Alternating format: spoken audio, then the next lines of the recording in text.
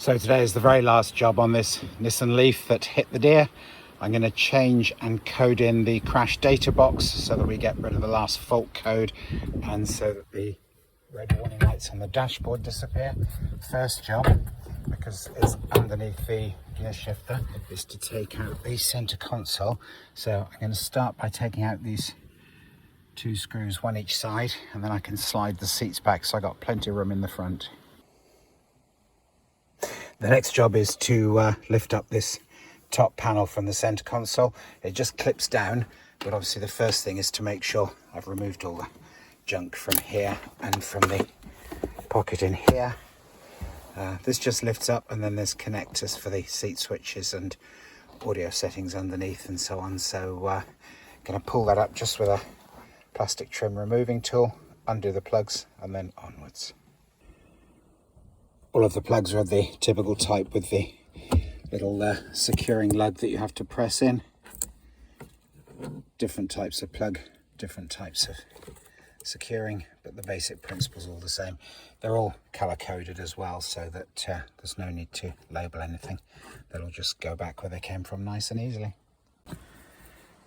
So the next task is to remove this shiny trim that goes around the gear selector. I'll clean the dust off after I've finished.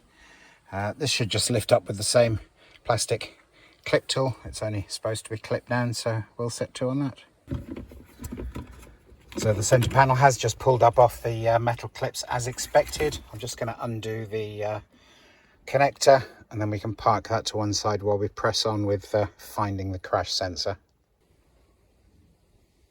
These side trims need to pull away from the center console so that it's not restrained too badly, and then we're just on a hunt for the retaining screws that are holding this center part in. I've already done the two down at the back, so we're comfortable with those. We'll just look for the rest and press on. So barring the two screws down at the back, we appear to have 4 screws still holding this in. There's one here beside the gear change. Obviously this will get a bit of a clean up too. There's one here in front, and then each side of the console there's one. Just trying to find it on the camera. There we go. There's one here, and then there's a matching one down there the other side. We'll have all those 4 out, and then the console should just slide up and back once I've disconnected the cable clips. Okay, I found one more screw. Giving it a wiggle, it didn't come up easily, so there's one more there, and hopefully that's it. So that was the answer. With that last screw out, the whole console lifts up nice and easily, and here is the crash data recording box.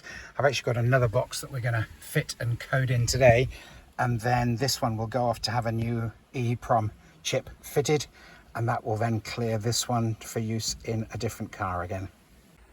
So to my complete joy, I've discovered that the crash box is just plug and play. So I've done this as a test because everyone had said it needs coding into the car. So I switched the car off, disconnected the 12 volt as usual, plugged in the crash data box, and all of the fault codes have vanished. I haven't even needed to wipe any fault codes with the Leaf Spy. They've just vanished. So the codes are held in the old box, and I've changed the box. The only thing was to make sure that the part number is exactly the same.